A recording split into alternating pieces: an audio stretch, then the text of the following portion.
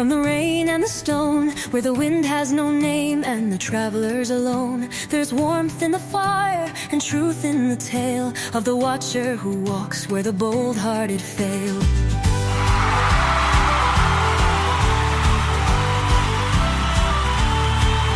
He carries no sword, yet the darkness gives way to the lantern he lifts at the end of the day. He stands on the watchtower, still and unswayed, where the lost find a path through the fog and the fray. Pilgrim gray, oh steward of lands, you carry the light in your weather-worn hands. A tale at the hearth, a guide through the night. You open the gate between the wrong and the right.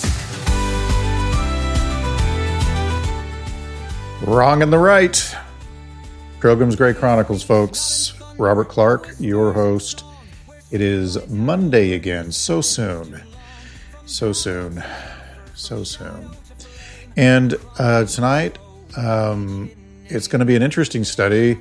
It's on a subject I have always wanted to get into, and that our band is currently writing an album about, the Mazaroth, or the sky clock, or the constellations, and how they're related to the 12 tribes, the apostles, and other things that I never knew before. Studying this, looking into it, and reading a book here recently to study it, dealing with the gospel in the heavens. But we'll get into that. I don't want to give too much away. But just know I'm happy you're here listening. And I'd like to start off with a psalm that is completely related to this, in God's sky clock. And the 12's written in the heavens, right? Because that's the album's name that we're going to be releasing hopefully this November. It'll be called the 12's.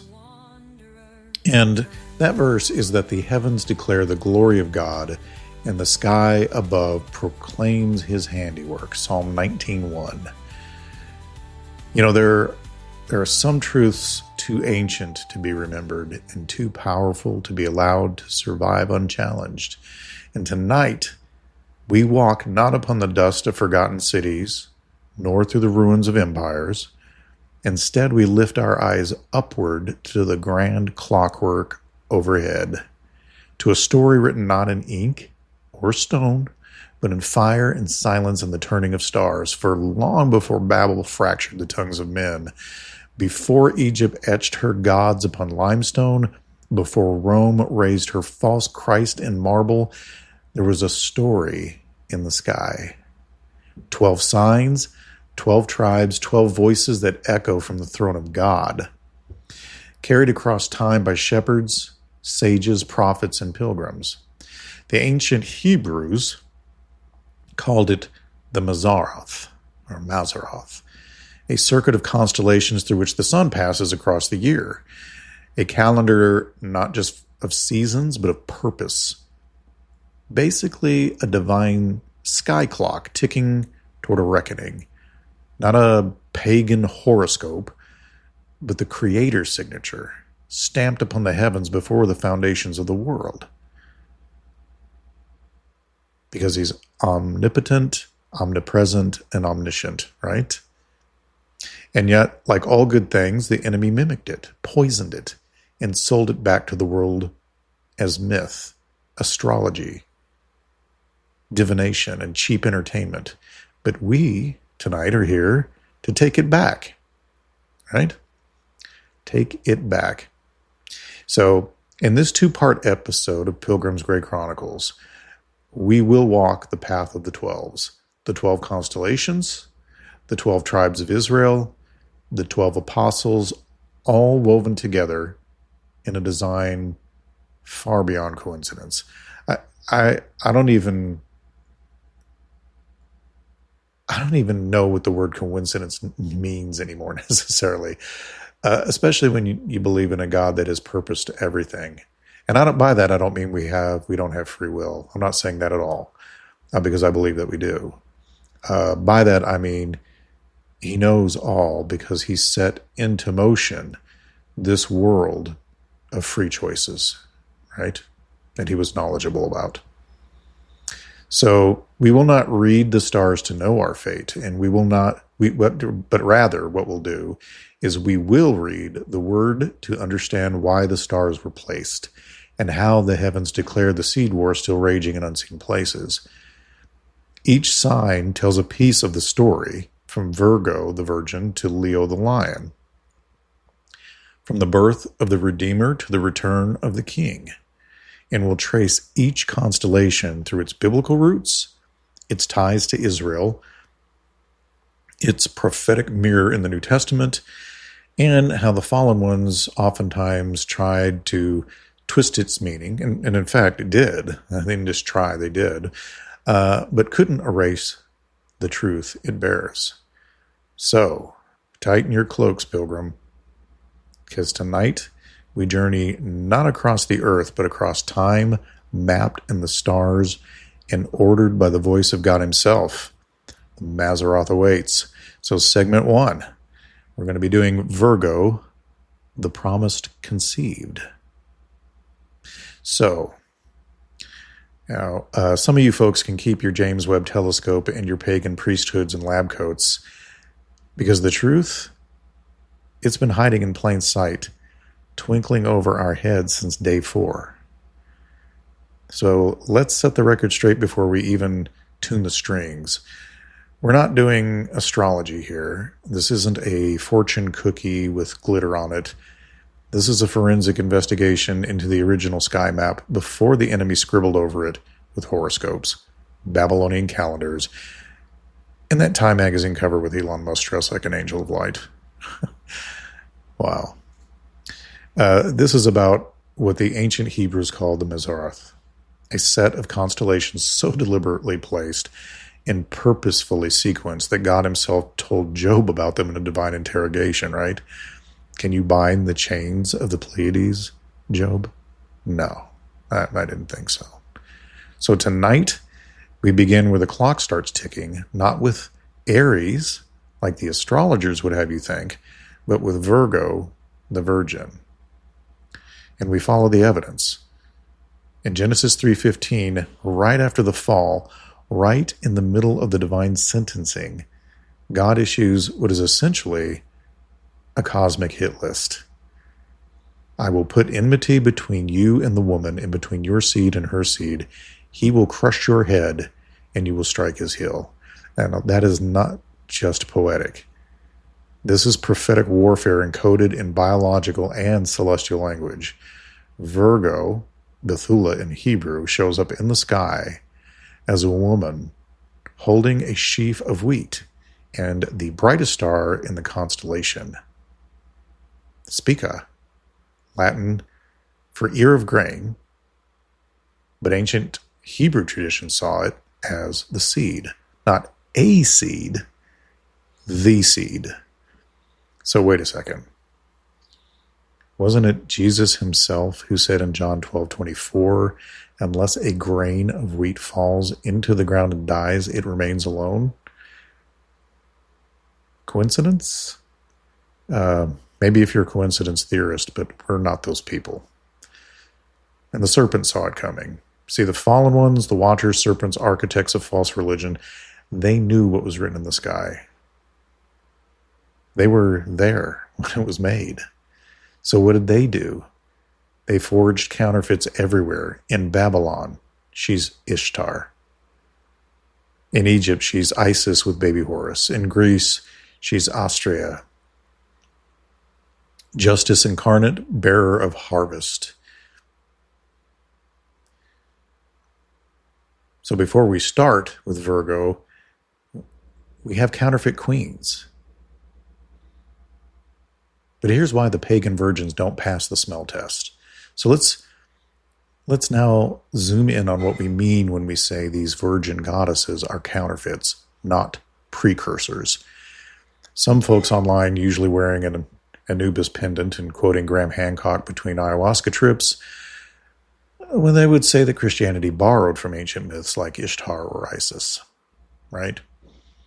Let's look at the receipts. Ishtar, from Babylonian myth, claimed to be both virgin and mother god, mother of the god Tammuz, worship involved not purity, but ritual prostitution. So right off the bat, strike one for virginity, right? And then Isis from Egypt magically reassembled her dead husband, Osiris, and conceived Horus with a corpse. Like a divine necromancy. That is not miraculous birth. That's like the Mummy Returns. Or this is the ancient world's version of basically Frankenstein fan fiction. And then Astrea, goddess of justice, said to ascend to the stars when mankind became too corrupt. Later identified with Virgo, but she wasn't giving birth. She was checking out of the human story. So there's a pattern here. All these virgin mother goddesses are missing the core element of Genesis 3:15, a divine promise of a real human woman conceiving a real seed, human, and God, the Messiah, to crush the serpent's head. Because that's who has the birthright to the earth, as promised by God. The pagan goddesses, they don't crush serpents, they bed with them, worship them, or merge with them into divine hybrids. And that's the main giveaway. The story always gets flipped. The woman is elevated as a goddess, but the child usually is portrayed as weak, dying, or reborn again and again and again in a pagan fertility cycle. In the biblical story, the child wins. He doesn't stay dead. He rises once and forever. So, yeah, Ishtar and Isis are counterfeits, not because the Bible copied them, but because the enemy knew exactly what was coming and tried to beat the author to the press. But it's always the same playbook. Imitate the virgin, pretend to bear the divine child, hijack the narrative. And here's the kicker, none of them ever held the real seed. Because Virgo, the true Virgo, wasn't about goddess worship. She was about God's promise that one day, through a miraculous virgin birth, the serpent's head would meet the heel of a redeemer. Yeah? So, the gospel according to the sky, fast forward to Isaiah 7:14, behold, a virgin shall conceive and bear a son. Then to Luke 1, where Gabriel echoes those same words to a startled teenage girl named Miriam. And just when you think this is only poetic symbolism, Revelation 12 blows the doors off. A great sign appeared in heaven, a woman clothed with the sun. That's not allegory, that's astronomical. Scholars and skywatchers agree this exact celestial alignment with Virgo has occurred, and not randomly. It follows cycles, divine, deliberate cycles. Sky clock ticked, event fulfilled, next phase loaded. So, what does a constellation, a Hebrew tribe, and a former tax collector have in common? Zebulon and Matthew, Earth meets heaven, they're all telling one story, but from three angles. So let's connect the celestial, tribal, and apostolic threads in segment 1 of the sky clock. The tribe of Zebulun, the dwelling place. The tribe of Zebulun was given land along the Galilean coast, the way of the sea, as described in Isaiah 9:1 and 2, the very place Jesus launched his ministry. You remember the verse, right? The people that walked in darkness have seen a great light. The ancient Jewish Midrash, Genesis Rabbah 98:5, associate Zebulon with commerce and harbor towns, places of arrival and dwelling. And how fitting is that, then, that the arrival of the seed, the Word made flesh, happened on Zebulon's turf. Dr. Michael Heiser in The Unseen Realm says Zebulon's territory was strategically positioned for the Messiah's message to begin, a Gentile mixed region symbolic of the gospel going to the nations. The tribe's very name means habitation or honor, linking it back to the Virgin's womb as the ultimate dwelling place for God himself. Now the Apostle Matthew gives us the genealogist, or he is the genealogist of the seed. Matthew, whose name means gift of God, writes the first gospel not by accident but by design. He opens with a genealogy not for dramatic flair, but because he is laying legal, prophetic, and covenant claim to Jesus being the seed of the woman, the one foretold in Genesis 3:15. In Matthew, we see a conscious tracing of lineage not just to Abraham, but through David. This is more than history, it's royal validation of the seed's kingship. That is according to N.T. Wright, the New Testament, and the people of God. And Derek Gilbert in The Great Inception says that Matthew's opening verses serve as a bridge between old and new, law and grace, promise and fulfillment, in essence, between Virgo and the cross. Matthew's gospel in the early narrative of the same promise Virgo tells in the heavens. She's the virgin of the skies. As we've already explored, Virgo isn't just a mythic woman holding wheat. In Hebrew tradition, the star Specha is known as Zerah, meaning seed, the virgin, the promise, the coming one. And the book I was telling you about at the outset of this is by a gentleman, I believe in the 1890s, E.W. Bullinger, who wrote The Witness of the Stars, an awesome book and very well researched. And he says the sign of Virgo with her branch and ear of corn symbolize the prophetic hope of Israel, a woman bearing divine seed. This concept is not pagan, it's deeply messianic. Virgo is the gospel in the stars, first chapter, the prologue to God's incarnation through the seed. That is a quote from the Gospel in the Stars by Joseph Seyss. So in the sky, we have Virgo the virgin bearing the seed. On earth, in the Old Testament, we have Zebulun, the land where he would dwell, like in the womb. And in Matthew, we have the scribe who traces and proclaims the seed's arrival on earth in the New Testament. Each one points to the same truth from a different angle. The sky clock, the land inheritance, and the written word all say the promise is real, he has come, and he started where no one expected, Galilee. Now, before your favorite academic atheist would chime in, here's what the scholars have said. E.W. Bullinger, Virgo is the prophecy of the promised seed fulfilled in the virgin who brought forth the branch. Joseph Seyss, as I mentioned before, this is the declaration of divine purity bearing divine life.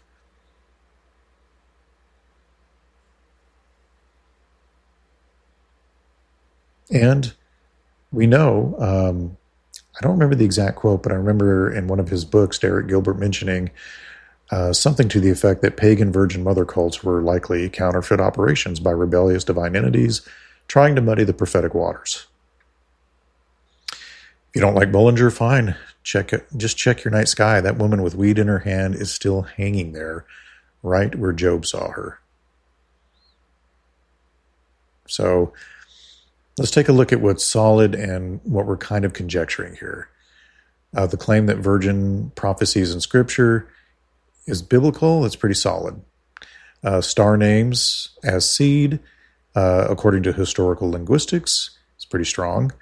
Virgo equaling Mary in Revelation 12.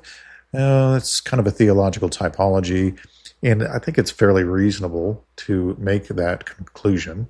There's good reason to. And as far as the constellation zodiac equaling the gospel from Adam in early church tradition, we're kind of speculating, but I think it's highly plausible. So I don't want to pretend that every connection is chapter and verse, but the main ones, they're definitely carved in canon.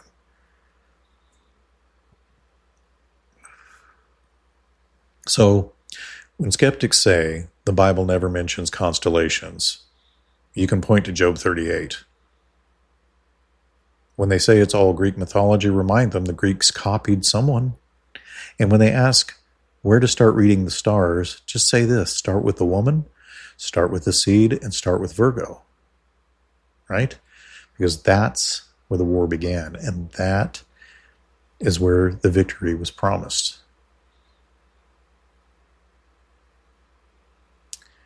And with that, I would like to play you a poetic echo from the clock dealing with Virgo. Before we head into the next section, I'm going to grab a drink of water and we will proceed on to Libra.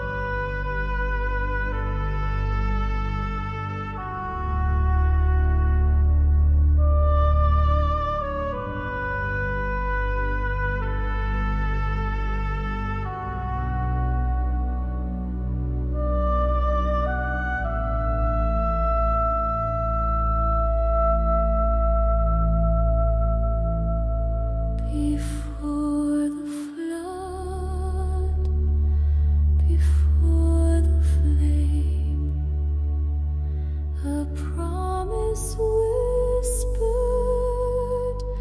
Eden's name. She bore the stalk, she bore the sea, the stars remember heaven's deep.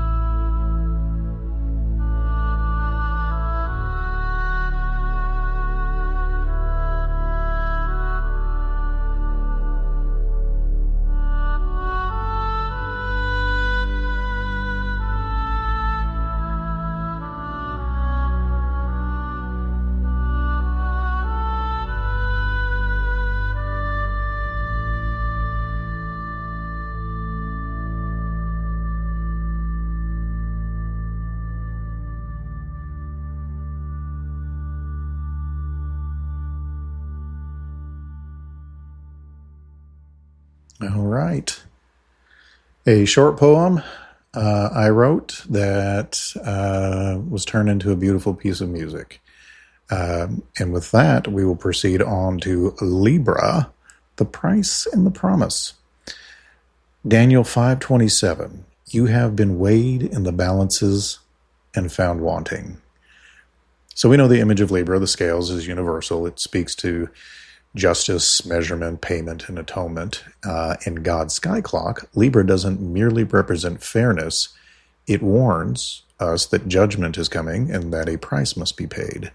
So let's line it up with its biblical counterparts. We have the tribe of Issachar, the one who knew the times. So the name Issachar is traditionally interpreted as man of reward or wages, compensation. In Genesis 49:14-15, describes him as a, quote, a strong donkey crouching between the saddlebags. He saw that a resting place was good and that the land was pleasant, so he bowed his shoulder to bear a burden. It's not just a poetic line. It is an image of submission under weight, of bearing a burden, of labor for a reward. Issachar was a tribe noted for wisdom and discernment. You can read about that in 1 Chronicles 12:32. Well, I'll just read a brief part of it for you. It says, of Issachar men who had understanding of the times, to know what Israel ought to do. So this fits beautifully with the judicial and redemptive theme of Libra. Issachar bore burdens and knew when justice must come. So Michael Heiser, I can't remember, man, I should have sourced this a little better, but I have a quote from Heiser written down that says, Issachar is the donkey that carries prophetic burden, a beast of knowledge, not of ignorance. Now, His inheritance bordered Galilee, and some believe Zebulun and Issachar together framed the first light and the first judgment, the place of ministry and the place where atonement was weighed. Now, this is interconnected with the Apostle Thomas, the measured believer. You might not expect Thomas here, but his story fits with Libra with eerie precision. Known as Didymus, the twin, and more famously as Doubting Thomas, his name is forever tied to demanding proof, weighing the evidence before belief, right? I mean, that's the common thought process, right? Or we wouldn't know about Doubting Thomas. I don't necessarily agree with that assessment of him, but here's what most forget. Thomas ends up declaring the strongest Christological confession in the Gospels, right? John 20:28. He says, "My Lord and my God." He starts by putting the resurrection on the scales. Remember, he says, "Unless I see, I will not believe." But in the end, his faith tips the scale toward absolute devotion. Early tradition says Thomas later carried the gospel as far as India, laboring until his martyrdom. And he went from skeptic to suffering servant, from weighing the price to paying it himself. Derek Gilbert stated that Thomas did not simply doubt, he tested, and in the end he was measured and made whole. And then we have the celestial symbolism of Libra. Libra was anciently viewed as part of Scorpio, the claws of the serpent holding the scales, symbolizing that Satan claims dominion over judgment until the seed crushes his head.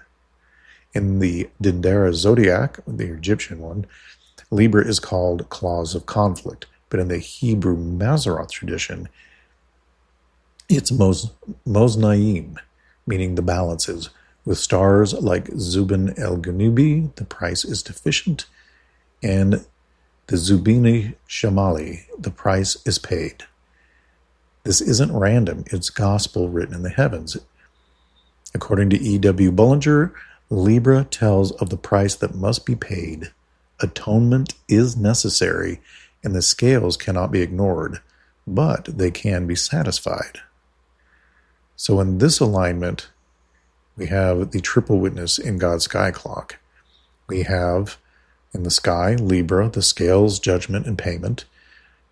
The mirror on earth, Issachar, the burden bearer who knows the time. And on earth, Thomas, the one who questioned and believed fully. Now together, all three, their witness would say the judgment is real, the burden is heavy, but the price can be paid, and belief will tip the scales. Libra sits at a critical point in the sky clock narrative, right after Virgo's promise of the seed, and right before Scorpio's battle with the serpent. It's here that the legal tension of sin and justice must be resolved. That's what the scales measure in a biblical context. The scales aren't about moral balance, they're about ransom, right? Romans 6:23, the wages of sin is death. But Libra whispers back, but the gift of God is eternal life. And so the two brightest stars in Libra say it all, right? Zubin el-Janubi, meaning the price is deficient, and Zubin Shamali, meaning the price is paid. So the message woven into the heavens is pretty clear here. There is a scale, a debt, and a redeemer who satisfies. The stars don't just sparkle, they testify, right? They definitely testify. And I'm going to play us some music into Scorpio, but I'm going to keep talking over it, if that's all right with you. I'll turn it down a little bit so it'll be in the background. That's pretty cool stuff. Hopefully it won't be too distracting to you. So Scorpio. Remember Genesis 3:15? He shall bruise your head and you shall bruise his heel. Well, Scorpio is the great celestial ambush. The moment when war breaks out, or breaks into the heavens, after Virgo's promise and Libra scales, Scorpio brings the bruising. This is the serpent strike, but also the beginning of his end. So first, let's clear something up, because I know this is probably confusing to some. Scorpio is not a snake, it's a scorpion, a creature ancient cultures associated with treachery, venom, and stealth attacks. But in the sky, Scorpio plays the same prophetic role as the Serpent of Eden. Now, you might be saying how they're completely different creatures. Well, because directly above it stands Ophiuchus, a man wrestling a serpent, Serpines, while one foot presses down on Scorpio. The scorpion's stinger aims for the man's heel, and the scene becomes a celestial replay of Eden's first prophecy.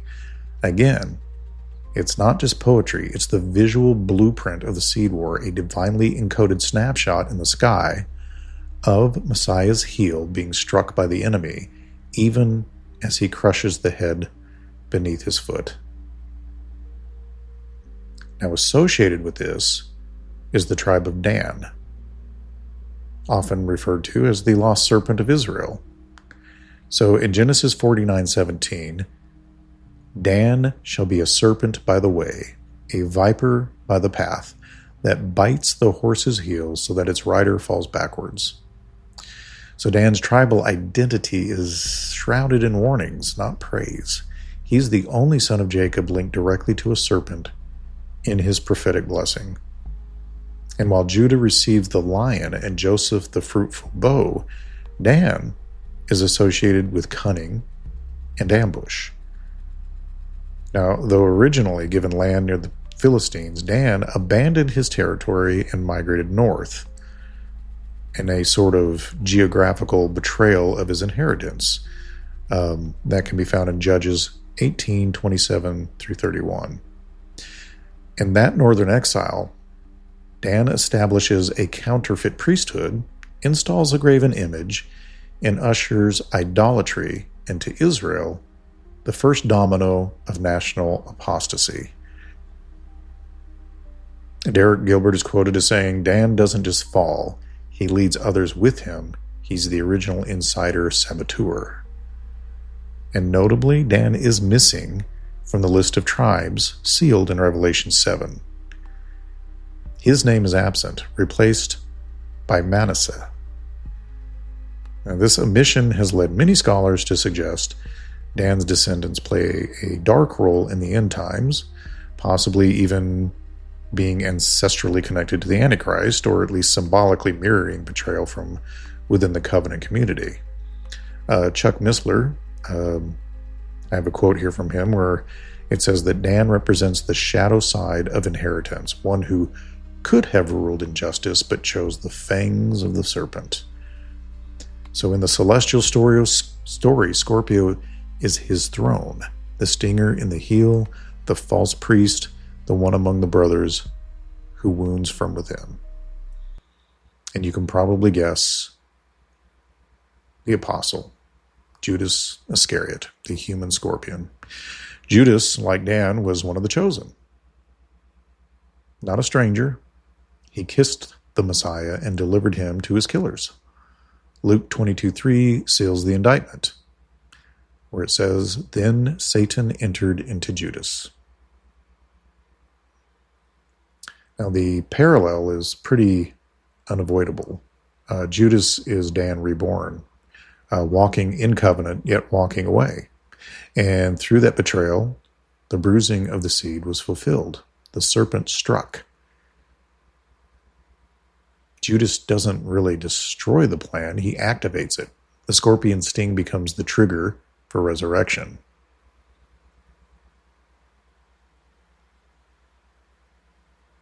So, in celestial imagery, Scorpio, the sting beneath the heel, or Antares, the heart of the scorpion, burns red like a warning wound. Scorpio's claws once stretched so far they formed the constellation Libra, indicating the close narrative tie between judgment and conflict. Judgment being Libra, and conflict being Scorpio. And Ophiuchus, the serpent wrestler, is not in the traditional Mazaroth 12, but his presence is essential here because he has one foot on Scorpio and hands restraining serpents. He represents the Messiah in combat. So together these constellations tell this story. 1, the serpent or serpents tempts and ensnares. 2, the scorpion, Scorpio, strikes the heel. 3, the seed, Ophiuchus, bears the wound. 4, but he crushes the adversary beneath his feet. The heavens declare the glory of God, but they also record his war plans. So why does this even matter in the sky clock story? Well, Scorpio is not just about betrayal, it's about when betrayal comes. It follows Libra, where justice is established. It precedes Sagittarius, the coming king on the white horse. In the rhythm of the sky, Scorpio is the wound before the war, the sting before the shot is fired. Without this particular moment, the arrow never flies. And so Scorpio reminds us, even in betrayal, God is not surprised. Even in the sting, the heel is coming down. Right? So we have the constellation Scorpio, consisting of the strike and the sting, tribe of Dan, the viper in the path, and the apostle Judas, the heel biter. Scorpio is the shadow gate in the Mazaroth, the point where pain pierces the promise, but it's only a moment. The seed still stands and the heel still crushes. And that's a great segue to go into Sagittarius with some music. The archer responds.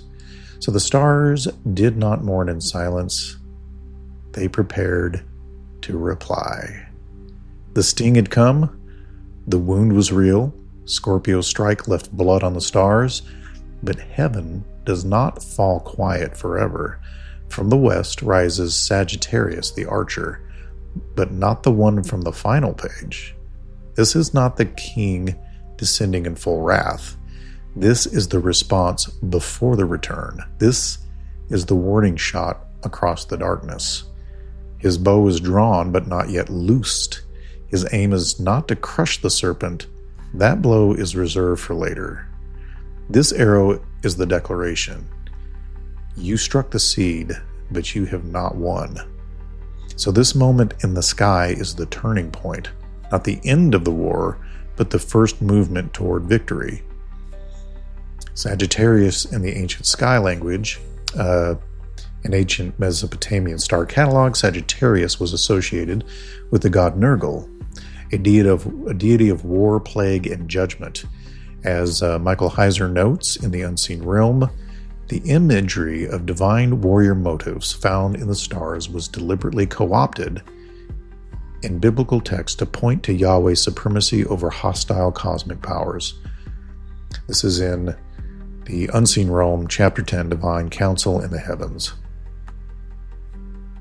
Sagittarius was later depicted as a centaur archer, but earlier Semitic sky lore suggests it symbolized a composite warrior, half human, half beast, fitting the biblical motive of God using flawed men, Paul, Gad, to strike down beast or spiritual powers. So, the tribe of Gad would be the arrow that pushes back.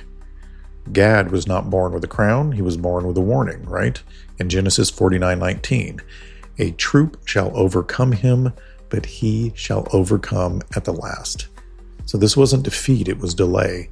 Gad was the tribe that didn't just take land, they held the eastern flank. They were the shock troops, the line breakers, the ones who crossed the Jordan armed while others carried baggage. They weren't just reacting, they were ready. They were drawn like an arrow in God's bow. And like Sagittarius, Gad stands at the edge of the map, not central but crucial. He aims forward, holding the gap. He's not the one who ends the war, he's the one who makes sure it can be won. So we have Gad as a warrior border tribe. They have a tribal blessing in Genesis 49:19. A troop shall overcome him, but he shall overcome at the last. Scholars have long pointed out the military destiny wrapped into this cryptic line. In James Strong, In his Strong's Concordance, it breaks down Gad as both troop and attack, suggesting a twofold role. A tribe assaulted, but also designed for counter-assault. Rabbinic sources, including the Midrash Rabbah, associated Gad with valor, vanguard action, and often encampment at the border. These are themes we see in Sagittarius, who stands as the sky's forward scout. And then Paul, the archer of the unseen.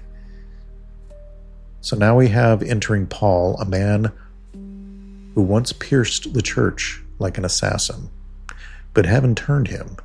The zeal remained, but the target changed.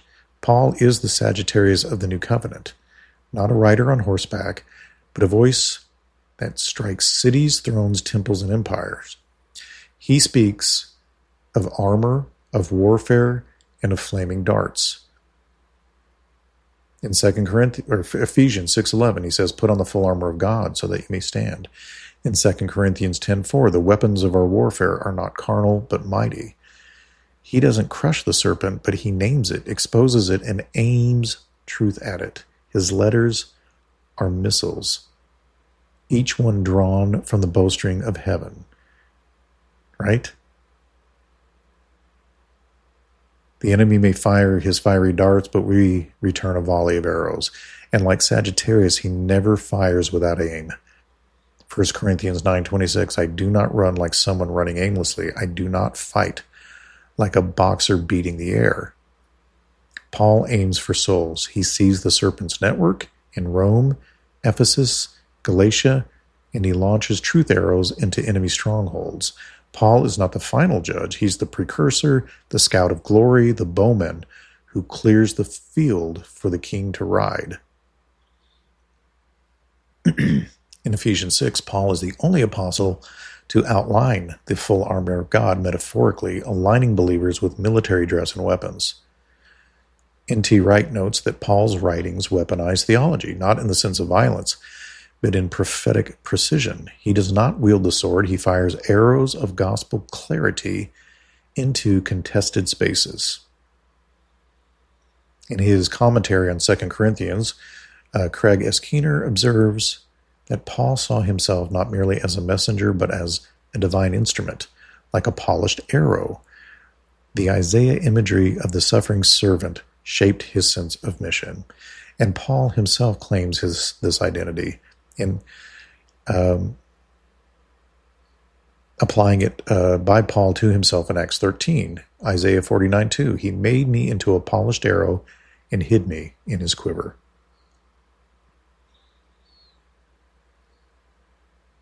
So we have Sagittarius, Gad, and Paul in the divine war frame. God speaks in the heavens and he echoes on the earth.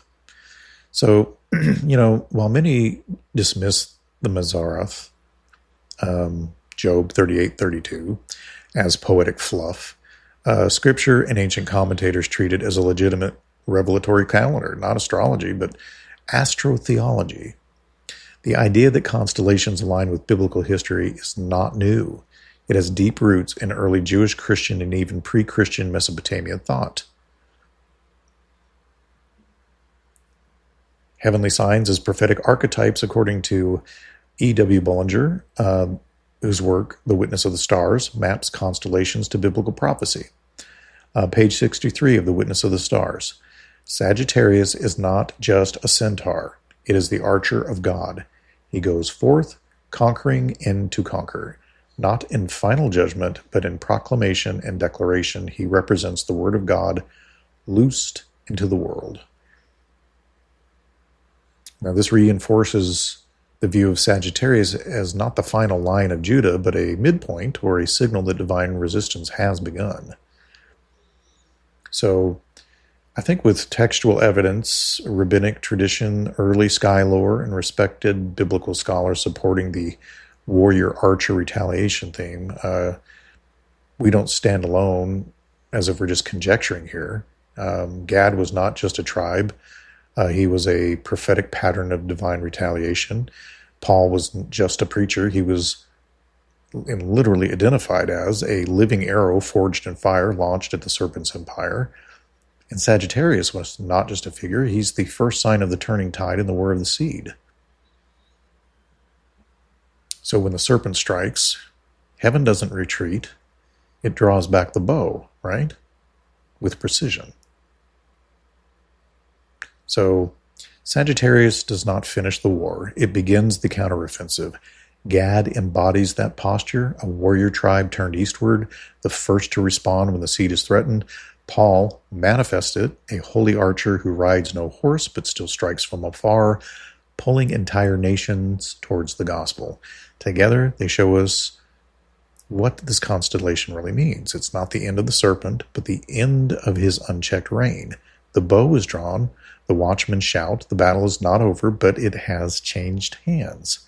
So in the heavens, we have Sagittarius, heaven's first retaliation, the drawn bow. On earth, we have Gad, the warrior of delay turned deliverer. And in the New Testament kingdom, we have Paul as a weaponized wordsmith, gospel archer striking enemy lines. In the order of the sky clock, Sagittarius follows Scorpio, the sign of the serpent's sting. It's not a coincidence. The archer rises just as the scorpion sets, a signal to the faithful that heaven is no longer passively observing. Gad bears the military DNA of retaliation. Paul bears the spiritual armor of theological counterstrike. Sagittarius reveals the moment when heaven returns fire. The war began in Eden. Sagittarius is the first sign that the war has entered a new phase. God speaks in the heavens, and he echoes on the earth. So Michael Heiser in The Unseen Realm explains that ancient celestial motifs were co-opted to tell of Yahweh's supremacy. Sagittarius, once linked with Nergal, the Mesopotamian god of war, is redeemed as heaven's archer. Gad as divine troop. In Strong's Concordance, confirms Gad means troop and invader, and rabbinic commentary frames him as Israel's shock absorber, stationed at the front. And again, N.T. Wright calls Paul a weaponized voice, a divine missile of truth. Craig Keener says Paul saw himself as Isaiah's polished arrow. And E.W. Bullinger in The Witness of the Stars writes that Sagittarius represents the going forth of the gospel, not yet in victory, but in active advance. And with that, we will go into Capricorn with a bit more music. Now, this one is heaven's strange offering in the mystery of rebirth. So, Capricorn is one of the strangest figures in the Mazaroth. It's a goat with the tail of a fish, a creature that doesn't belong in either field or sea. It's as if two worlds collided and became one symbol. And yet this odd chimera speaks of the deepest mystery of God's plan, a sacrifice that swims into death and rises in another form. Ancient depictions call it the sea goat, and in Mesopotamian star lore, it was associated with Enki, the god of fresh water and creation, a twisted echo of living water and creation corrupted by the Watchers. But in Yahweh's telling, Capricorn doesn't create life through rebellion or false wisdom, he lays it down. This creature is a shadow of a greater story, a substitution offered on behalf of others. The goat reminds us of atonement. The fish reminds us of life multiplying beneath the waters. In Capricorn, the star whispers this: what dies above is reborn below. So coming off the heels of Sagittarius, the divine archer launches the first celestial counterstrike against the serpent. Capricorn introduces a strange silence. If Sagittarius was the offensive move, Capricorn is the sacrifice. The bow loosed the arrow, and now the target dies willingly. Capricorn sits at a hinge point in the Mazaroth. The warrior struck, but not with a sword, with submission. This marks the first time in the story where victory looks like death. But here lies the paradox. Capricorn is dying above the waves while birthing something below. The goat's head is bowed, but its tail is a fish, symbol of multiplication, life beneath the surface, and the mysteries of the deep. And the sky story is whispering, what looks like defeat will become your deliverance. In the heavenly scroll, Capricorn foreshadows the seed's willing descent into death, so that the fish, or believers, may rise from the water in resurrection. So why the fishtail? Well, many are puzzled by this chimera, goat above, fish below, but there's deep meaning. The goat has long symbolized sin-bearing and atonement. Like, the Azazel goat. The fish became an early Christian symbol of baptism, multiplication, and hidden identity during persecution. And this is not just a quirky mashup. It tells a two-layered story. Above the water, the goat is sacrificed, a substitution like sin offering. Beneath the water, the fish lives, the church, born in secret, multiplying like loaves and fishes. It's the visual representation of Romans 6:4, where it says, we were buried with him through baptism into death, so that, just as Christ was raised from the dead, we too may walk in newness of life. Capricorn shows one body dying and another being born beneath. In The Witness of the Stars, E.W. Bullinger, and again I highly recommend reading the book, he writes that Capricorn represents the goat of sacrifice slain for the redeemed, and that the fish portion signifies the body that follows, sustained in life by the slain one. In ancient Babylonian star maps, this name this constellation as Meshu, or the goatfish, associated with Yah, a god of wisdom who rose from the sea. This cultural distortion echoes the biblical concept of atonement mixed with resurrection, but perverted through pagan myth. And in Jewish Levitical law, we have two goats were chosen on the Day of Atonement, one for the Lord, sacrificed, and one to be sent into the wilderness, a la Azazel. Capricorn appears to merge both goats, showing the tension of death and escape, offering and return. The ichthys fish symbol became one of the earliest Christian signs of hidden identity and resurrection hope. The image of multiplying fish tied directly into Jesus' miracles and post-resurrection symbolism, and here, that fish tail rises from the slain goat. So, Asher, the rich bread of blessing, in Genesis 49:20, where it says, from Asher, his bread shall be rich, and he shall yield royal dainties. What a weird statement. Royal dainties. Anyway, who am I to say?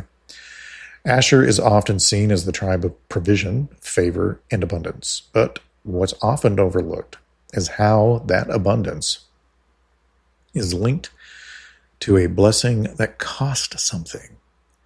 The Hebrew word for rich used in this blessing has connotations of fatness, fullness, linked with sacrificial offerings, fat portions on the altar. Asher dwelt near Galilee, where Messiah would multiply bread and fish.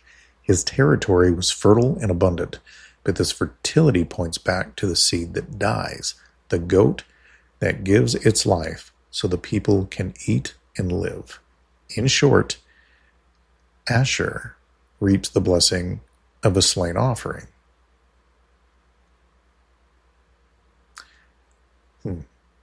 His tribal blessing is all about abundance. And his portion of the land includes all that fertile area, the exact region where the Messiah would feed thousands with bread and fish. It ties directly to the miracle of multiplication, which, like Capricorn, follows the pattern of sacrifice before increase. The goat dies, the fish multiply. The bread is broken, the people eat and live. The seed is planted, the harvest is plentiful. Even the Hebrew root for Asher suggests happiness through blessing, which can only come after something is given up. And right along with that, we have the questioner of the bread. Can you guess who that is? I'll give you a second or two, and then I'll give you a verse, John 6:5. Some of you have already figured it out, I'm sure. Where shall we buy bread that these may eat? And Philip is best known for asking this. And it's no coincidence that Jesus asks this of Philip, because he represents the logical mind, the one who sees the problem of earthly hunger, not realizing that the bread of heaven stands right beside him. So Philip would witness the miracle of multiplied fish and loaves, the sign that life rises from sacrifice. In Acts 8, Philip also evangelizes, if you recall, the Ethiopian eunuch, helping him understand Isaiah 53, the prophecy of the suffering servant. He was led like a lamb to the slaughter. Philip helps interpret the goat. The eunuch is baptized in water. The fish rises. He sees the goat led to slaughter, the waters of baptism like the tail of the fish bringing new life, and the joy of multiplication beyond expectation. And the connection to the other signs, Capricorn is not just a standalone cryptid, it's the pivot point. Virgo plants the seed of promise. Libra weighs the cost of redemption. Scorpio wounds the heel and strikes with poison. Sagittarius fires the divine arrow. In judgment, Capricorn receives the wound and submits to death, but rebirth begins below. Capricorn is where the Messiah figure is both cut down and multiplied.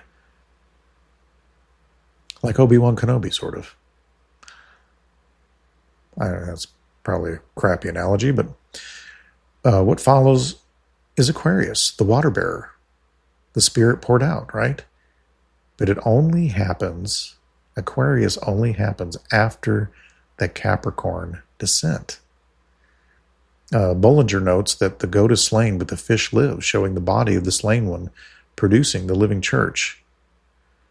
Michael Heiser, while not really interpreting constellations allegorically, confirms that early Jewish mysticism associated the sea and the fish with hidden wisdom and concealed life, precisely what baptism and spiritual rebirth represent. In the Babylonian Suhuramashu, sea goat, it was connected to Anki and Ea, who emerges from the abyss to give knowledge. That is a watcher counterfeit of the biblical truth, because it is Yahweh who gives life through sacrifice, not false gods from the deep. So the heavenly sign of Capricorn is sacrifice, resurrection. The tribe Asher is blessing through offering, and Philip revealing bread of life.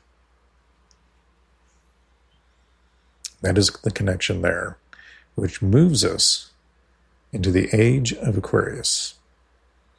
I seriously considered playing the stupid song from the 70s, but that's really not stupid. It's kind of a catchy song, and I'm sure you've heard it.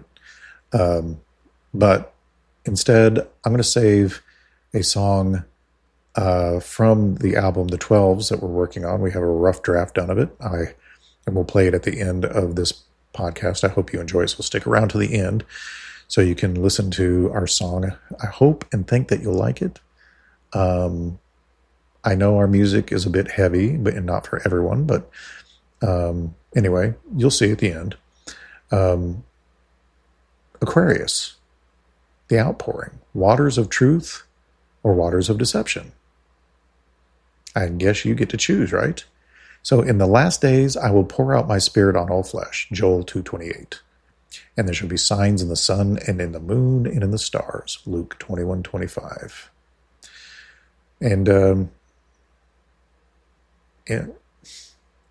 many believe we've crossed some sort of cosmic threshold. You'd have to be blind, or deaf, or lived in a cave to not have heard. Many believe we are in the Age of Aquarius, right? New Age circles, astrologers, and spiritual mystics declare that 2012, or somewhere thereabouts, marked the end of the Age of Pisces and the beginning of the Age of Aquarius. And of course, this belief gained steam with the Mayan long count calendar ending on December 21st, 2012, often misinterpreted as doomsday, like the world was going to end, but it could be more accurately be represented as a reset or transition of one age into another, from Pisces to Aquarius. So Aquarius, in their view, is the age, and when I say they, I'm talking about non-biblical view. In their view, it's the age of enlightenment, collective consciousness, technological awakening, and the shedding of old religious systems. Does that sound familiar? Because it should. The enemy is hijacking God's sky clock, casting his own shadow rituals across the heavens. But here's the twist. Aquarius is real. The age is real. The interpretation is counterfeit. So what should we expect? If Aquarius is rising biblically, we might expect a great outpouring, right? Spirit, truth, or delusion. Depends on who you're aligned with, right? A flood of knowledge when you look into Daniel 12:4, but also information warfare. Divine disclosure versus alien deception. The water bearer pours, but who is holding the jar, right? Who gets to pour this wisdom out? It's all going to depend on what side of the fence you're on. And that will determine your filter and your perspective. And we should expect the veil to be thinning. More supernatural events. Greater spiritual discernment required. And I think that's exactly what we're finding in this day and age. So the sign of the times is not just wars or famines, it's the shift in heavens, where stories play out silently if only we would look up. So Aquarius and the sky clock narrative, after the hidden multiplication in Capricorn, the heavens erupt. Aquarius steps forward, not with a sword, but with a vessel, and pours it without end. A stream flows from his jug and lands upon Pisces Ostrinus, a single fish, symbolizing the early believer, the lone receiver, but don't miss what's above him, Pegasus. The winged horse rises, an emblem of ascension, prophecy, and readiness to return with the king. Thus, the sky clock tells a tale. From death and hidden life comes the spirit's release, which brings the catching away and the remnant taking flight. Aquarius isn't merely about water, it's about movement, awakening, and separation. I'm not going to get into the timing of it because I know there is no consensus on this. We have pre, post, mid, and no rapture people. So I'll be happy to discuss it via email. I've already made a video on it if you want to check it out. So the tribe associated, Naphtali, let loose with beautiful words.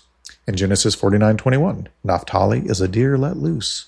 He gives beautiful words. It's kind of a pretty name, isn't it?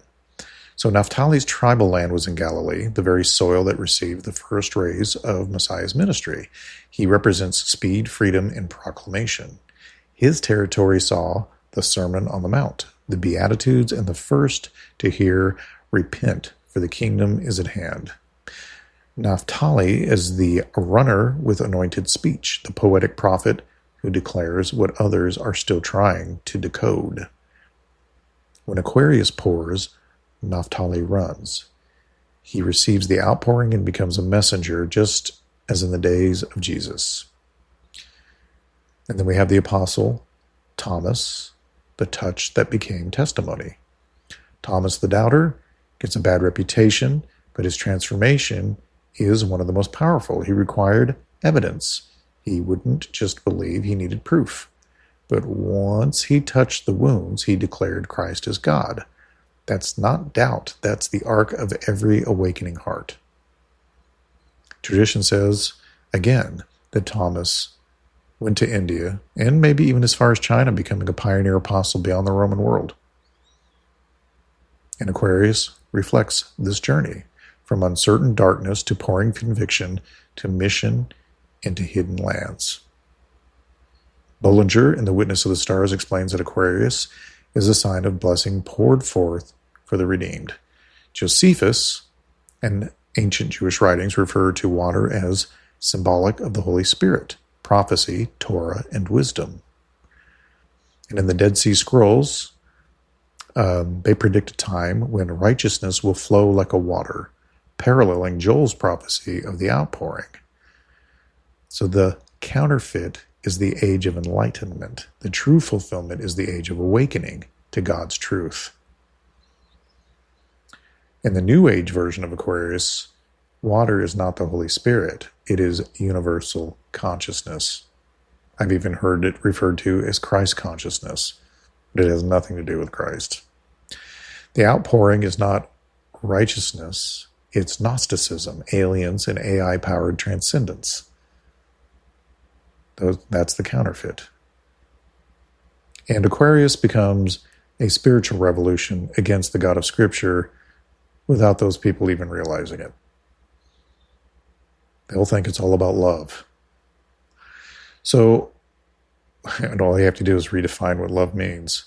It seems like this generation has redefined love as accepting every sin known to mankind. So what is poured matters, and who pours it matters most of all, right? It matters. So we have the heavenly sign, Aquarius, the outpouring. We have the tribe, Naphtali, the messenger unleashed. We have the apostle, Thomas, from Touch Testimony. And the role in this narrative is that the Spirit is poured out, doubt becomes declaration, and truth floods the earth. So let's conclude our part 1, and we'll do part 2 next Monday. But remember that Psalm 19:1 says, "The heavens declare the glory of God, the skies proclaim the work of his hands," right? So, fellow pilgrims, as we pause here at the halfway mark of our journey through the 12 constellations of God's celestial tapestry, we find ourselves standing between what was written in the skies from the beginning and what is unfolding right now before our very eyes. Virgo brought the seed, Libra weighed the judgment, Scorpio revealed the war, Sagittarius loosed the arrow, Capricorn died and hid the life, and Aquarius began the great outpouring. Again, it's not mythology. We're not talking about mysticism or divination here. This is the Mazaroth, the divine clockwork, written by the hand of the Creator before the world began, retelling the story of the gospel, the seed war, and the coming king. As ancient enemies counterfeit the signs, promoting false ages, fake messiahs, and global awakenings built on deception, the real sky clock is still turning one constellation at a time. And we're just getting started here, folks. In part 2, we will journey from Pisces through to Leo, from the remnant fish to the roaring return of the lion, with the apostles and tribes interwoven across the firmament. So keep your eyes on the heavens and your feet on the path and your heart fixed on the author of the stars. If you would like to support us in any way, shape, or form, of course, you are always welcome to. We appreciate any support whatsoever, no doubt.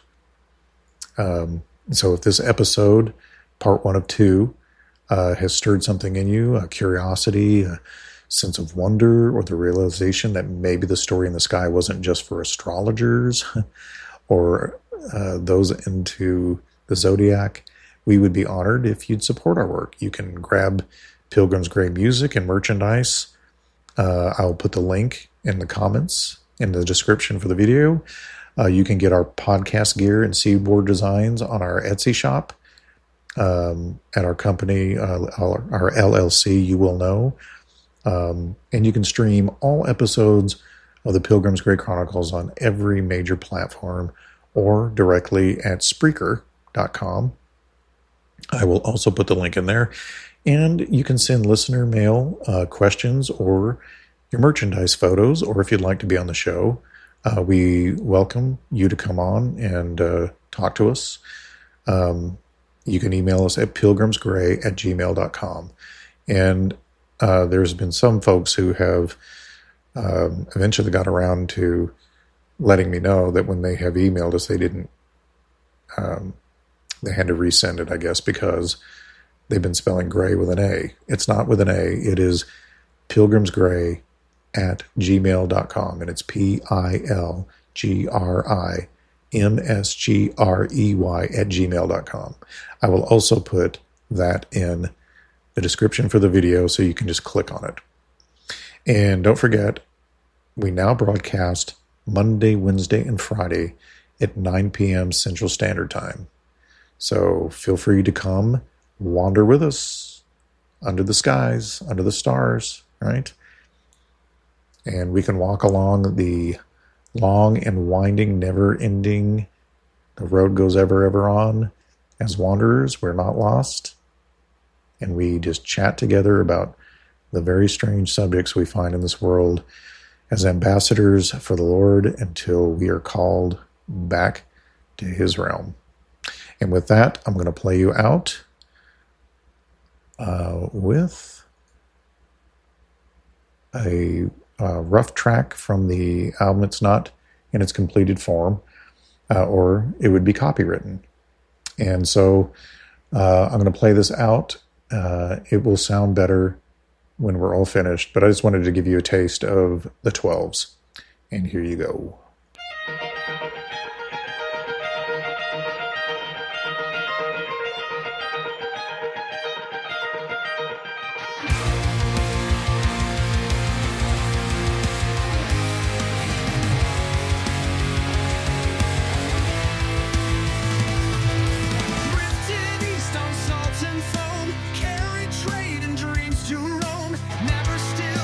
Never lost, a soul that knows the border's cost. Bent beneath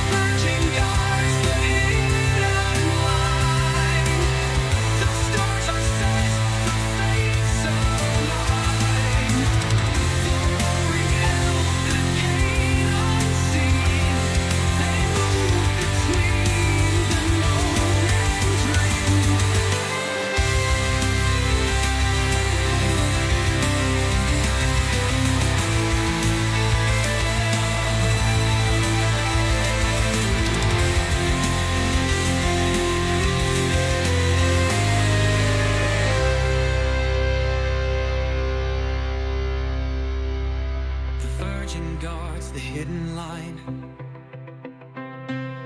The stars are set, the fates align.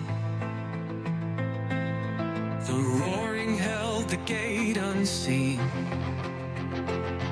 They move between